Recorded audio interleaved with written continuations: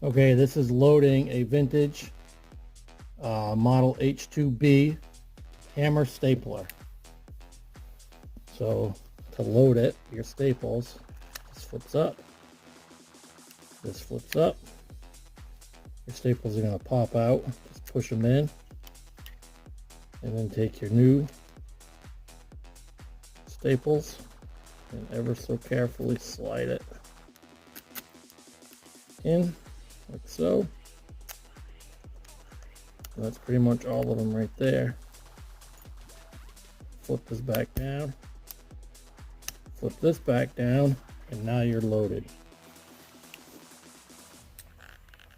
And that's how you do that. Easy peasy. Thanks for watching.